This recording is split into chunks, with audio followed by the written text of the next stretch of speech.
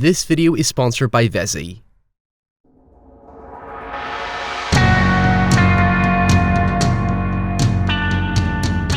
Look, I don't like to be Mr. Nasty. I like to give every film with a bad reception the benefit of the doubt and try my best to engage with its intent rather than simply follow the sheep out of fear people might judge me for having divisive opinions. However, sometimes you just have a really bad week and end up vibing on the idea of being a glutton for punishment, and it's been a while since I've truly indulged in my, spiteful side, let's say.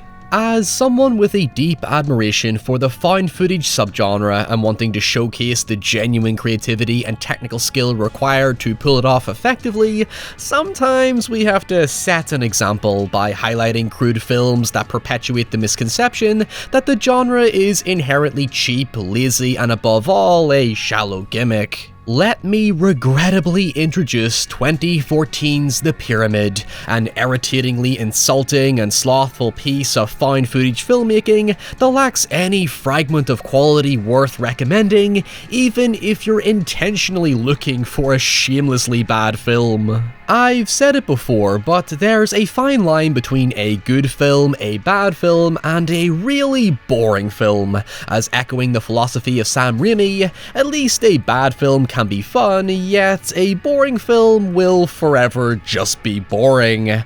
And The Pyramid is somehow all that, plus cringe-inducing, face-melting cat shite. It tells the story of a documentary crew sent to Cairo, Egypt to film a father-daughter research team after they discover a mysterious pyramid buried beneath the sand. But as you would expect, upon venturing into its dark, claustrophobic corridors, the group quickly find themselves trapped and unable to escape, as something evil and monstrous lurks deep within the labyrinth. Now, for the record, I will always be openly empathetic of the challenges of filmmaking or any creative endeavour. I've been in those shoes, so I know what it feels like to do something that difficult, and as such, I will try to make a conscious effort to give credit where credit is due, because as we all know, movies are not intentionally bad unless by design, and if you genuinely feel curious to check it out, please do support the film and come to your own conclusion, because, well, after all, this is just one dickhead's opinion, so brace yourself. On paper, I was all for The Pyramid, considering it was a simple, unique setting, it was produced by Alexandre Aja, who I think is a really decent filmmaker, and frankly, it's just been a very long time since we've had a decent mummy movie. The last truly good one, in my opinion, was the Brendan Fraser film, and that was over 20 years ago. Although, side note, despite what the poster might make you believe, The Pyramid is not actually a mummy movie, which, to be honest, is the one twist I appreciated. But Jesus, Mary and Joseph and the Wee Donkey, wait till we get to its appalling execution in the later spoiler section. Now, obviously, I will acknowledge that there are countless other found footage films arguably far worse than The Pyramid, but let's be fair, I don't actively go out of my way to find these films just to make a hyperbolic YouTube video. For example, The Gallows is pretty awful, but I was dragged to see it and thus had exceedingly low expectations anyway, so I don't hold any personal animosity against it. Paranormal Activity 4, I was drunk when I saw it in a packed theater, and thus the finale surprisingly scared the shit out of me, and The Devil Inside, like a lot of these films, gets a sneaky free pass because I don't remember a single thing that happened besides it not having an ending. If you think there is a much worse found footage film out there, please absolutely tell me about it in the comments below. And if you can like and share the video, I would be incredibly grateful for your support in feeding the algorithm.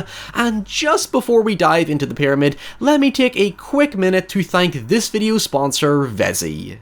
If the Irish weather has taught me anything, it's that you can never put a price on quality footwear. That's why VESSIs are the perfect all-year-round shoe. They feel incredibly weightless, naturally breathable, and for someone like me who typically sweats, gets blisters, and just can't seem to find the right fitting footwear, VESSIs have constantly provided me with remarkable comfort that makes their presence almost invisible. Not only are VESSIs 100% waterproof and snowproof, but they use a unique sustainability made, vegan-friendly Dymatex knitted material to keep your feet feeling soft and dry, whether you're voyaging through the blistering heat in the summer months or stomping through the wet and windy remnants of winter. For example, I started playing golf recently, and doing 18 holes at 8 in the morning in unpredictable Baltic Irish weather makes me incredibly thankful that VESSI's weekend shoes came into my life. And if you need proof about the standards of their material, just look at this magic. I've been using these babies for over a year now, and they're still reliably waterproof.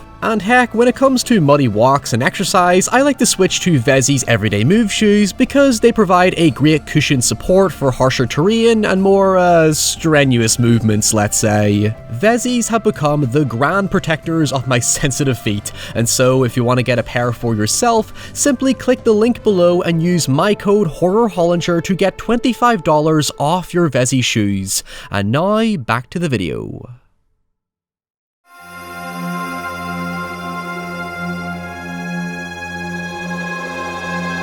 So before I get to the rotting core of what makes my blood boil about this being my personal worst found footage film, I have a lot of general frustrations regarding the execution of the story. As a setup, the pyramid is completely fine, but what it fundamentally lacks is a single compelling reason to keep you invested, besides seeing what monstrosity is actually chasing them. The thing is, I love the idea of archaeological horror, as it opens the floodgates to mysteries and superstitions like curses and ancient evils and broad mystical shit that captured my imagination as a kid. However, the pyramid fails to indulge in any circumstantial lore, unlike its genre contemporaries, and as a result there's no meaningful or emotional weight given to the adventure, besides a few fleeting details that just don't go anywhere. For example, in The Mummy, we have this tremendous build-up to Imhotep's brooding discovery. It's shrouded in this vengeful, sinister energy as the characters are confronted with the moral consequences of their greed and trespassing, and then when the evil is eventually unleashed, the lore remains constantly relevant to the urgency of the conflict. You know the core reason they give for entering the tunnels in the pyramid is to find an expensive missing rover loaned to them by NASA. Oh, I am not kidding. When they initially open the entrance to the pyramid, a toxic air is unleashed, infecting and nearly killing one of the Egyptian workers, prompting the Father Miles to shut down any effort to enter the tunnels in case the toxic air persists. Instead, their tech guy Michael sends a rover in to investigate, and it's mysteriously attacked by what they think is a stray dog for some reason, leading Michael to demand that they enter the tunnels to recover the equipment before they vacate the site due to an uprising in the local town. That last bit is actually one of the few interesting details that the film completely forgets to expand on. The story is actually set around the 2013 Egyptian protests, where mass riots broke out due to immense political unrest that led to a coup d'etat, and so the American research team are warned that if they don't leave the area, they risk being swept up in the conflict. It provides a sincere sense of urgency to make the most of the time they have left, resulting in a personal conflict between Miles and his daughter Nora, as Miles wants to prioritize the safety of his team, while Nora and her boyfriend Michael ambitiously want to enter the pyramid regardless of safety, because they may never have another opportunity to do so. I really like the beats within this setup. It provides the basis for several emotional drivers to make us genuinely sympathetic for their safety, as we have the pressure from the university financing the research, the local violence, the risk-reward ideal, and then you have the father-daughter relationship itself. You essentially have this devoted researcher who ultimately cares more about his responsibility as a father rather than risking it all for what is effectively his life's work. It's a powerful sentiment for potential character development, but like with every other aspect of the film, once we enter the pyramid, all these ideas become virtually non-existent. Step up and take responsibility for your own actions.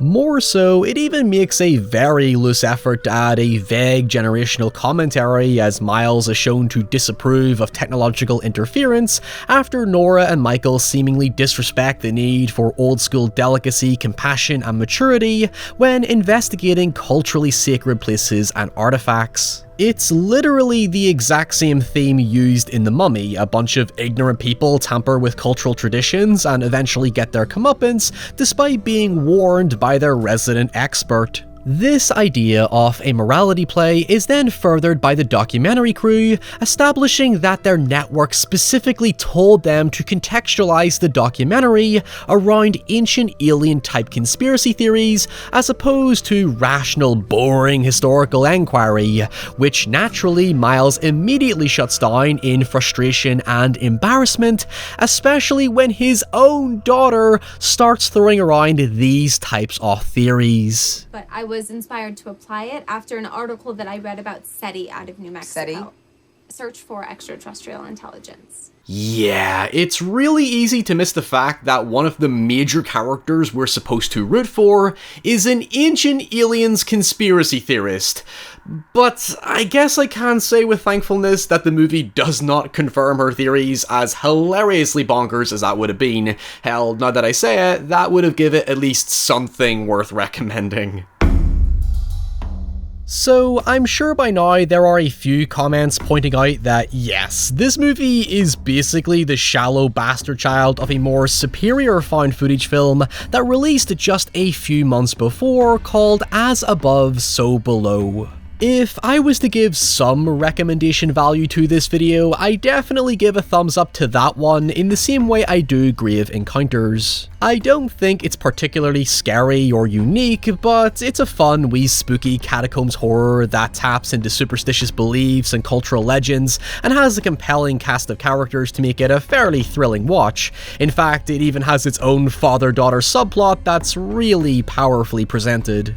Anyway, before we go into later story spoilers, I'm about to go into total irrational rant mode, because having seen countless found footage films in my lifetime, I have never truly seen one show this little commitment to its choice in format.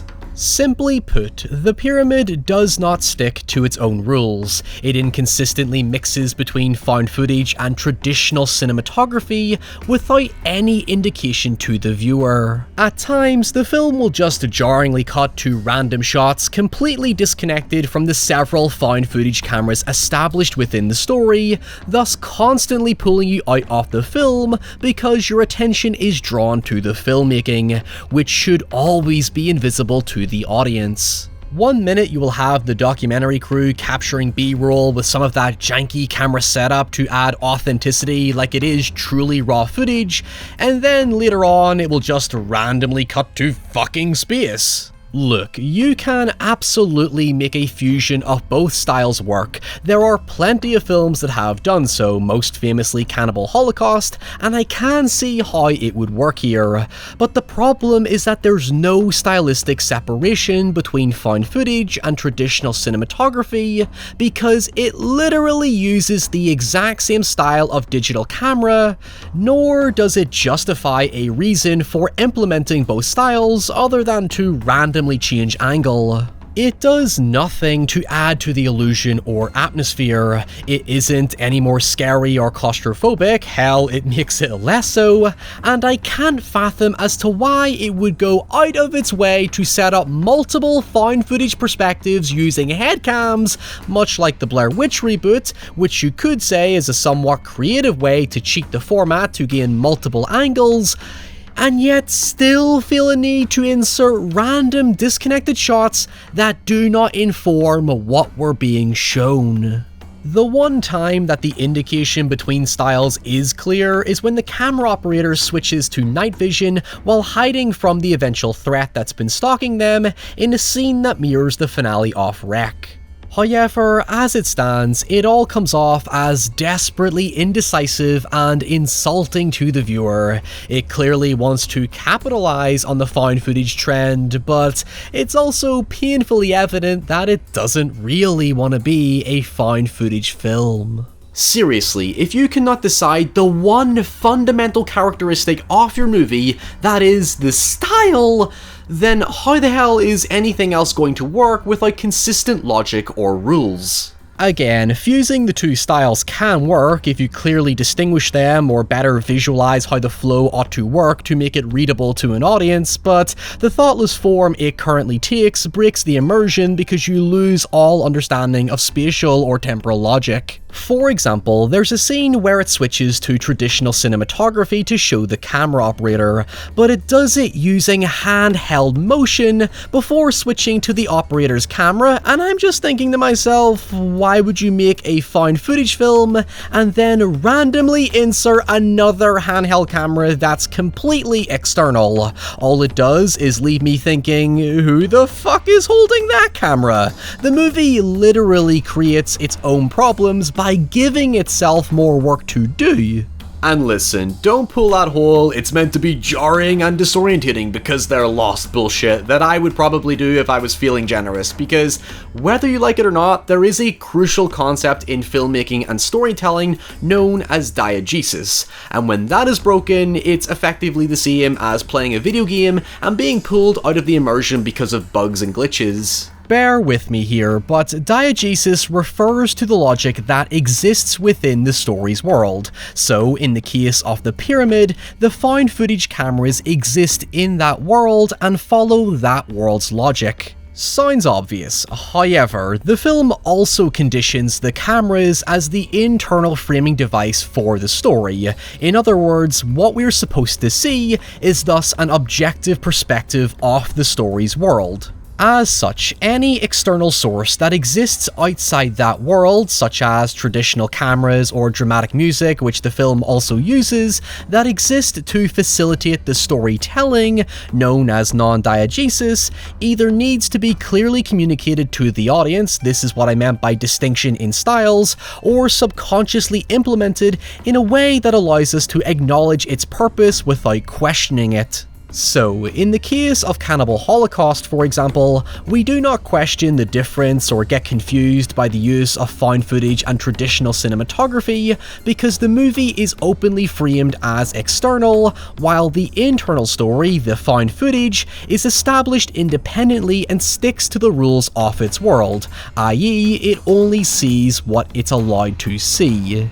If these two styles were not properly distinguished and intercut without the audience being able to read that distinction, it would create dissonance, and that is what pulls people out of the experience. Hell, even flashbacks work the exact same way. Editors and filmmakers establish the change in temporal logic using crossfade transitions or stylistic indicators like black and white or title cards, and when they don't, it's not necessarily that they do something wrong, it's usually a justified emotional stylistic choice, which is the case in something like Manchester by the Sea, which blurs the timelines to reflect the subjective perspective of the main character suffering from grief.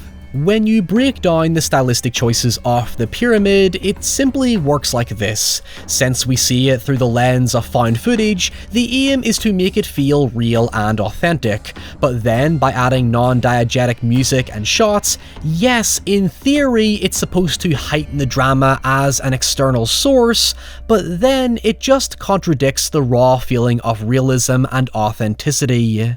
Anyway, let's just take a moment to breathe and slow things down as we enter into spoiler territory. Obviously, if you still feel like watching the film, this is about the time you want to check out. Right, so to be honest, part of my curiosity for watching this movie was the fact that the camera operator VESSI is played by the brilliant James Buckley, who is best known in the UK as Jay from The Inbetweeners. If you know who I'm referring to, then it will come as no surprise that he brings a casual, nonchalant relief to all the constant bickering between characters, but he is given nothing to work with, despite how sincerely hard he tries to get some emotion out of his character. He's written as your usual quirky cameraman who butts heads with all the cocky, ambitious explorers, pleading with them not to go any deeper into the tunnels, only to go largely ignored and ironically suffering perhaps the only tragic death in the film. In theory, it should be the Father Miles who has the saddest death because of the father-daughter dynamic established in the opening, but I've already explained how fucking well that goes. Interestingly, this is actually one of the few found footage films where the presenter isn't the final girl. Sunny meets her death after falling into a spike trap and being gnawed at by bad CGI, only to bleed out after the characters try to lift her off the spikes before setting her back down after they realize that she'll bleed out if they do so. Although, what makes this scene just a little special is the fact that the camera operator starts using zoom shots to add extra dramatic emphasis, which just reminded me of that scene from South Park. It's a Genisaurus Rex! However, eventually the characters discover a secret tunnel behind the main labyrinth, and we finally begin to see an essence of the horror movie it should have been from the very beginning. In fact, it re-establishes a loose detail from earlier in the film where the characters are suffering from infections after being attacked, which seem to be linked to the toxic air from the opening. But at this point, it seems to insinuate that the characters are actually succumbing to a mysterious curse that literally eats away at them, when it's revealed that motherfucking Anubis has been trying to suck out their souls this entire time. Despite a really cool and surprising twist that feels like it's going for the same reaction as Wreck, wow, is this some ineffective CGI. Granted, I was prepared for this if the other CG cats were anything to go on. Look, I can respect it doesn't have the budget, but if this were practical effects and framed well using the benefit of found footage's sometimes unclear and ambiguous presentation, this could have been legitimately frightening. I'm talking Dog Soldiers level of practical effects, and that movie had a much smaller budget. The one tiny thread of lore that the film gives Anubis is that it's basically hunting for a pure heart to strengthen its powers and help it escape, as the pyramid is revealed to actually be a prison this entire time. It then seems to imply that Nora has a pure heart, as the group of violent cats end up assisting her in her escape, only to shatter all hope when she and some random kid are attacked and dragged away, cut to mid-2000s shitty rock music. And that's about it. It's a forgettable, uneventful found footage flick, first time directed by a screenwriter/producer who frequently collaborates with Alexandra Ajay. Now, I usually like to end on a positive note. So until next time, stay safe, stay away from evil ancient pyramids, and I'll see you all very soon. Bye!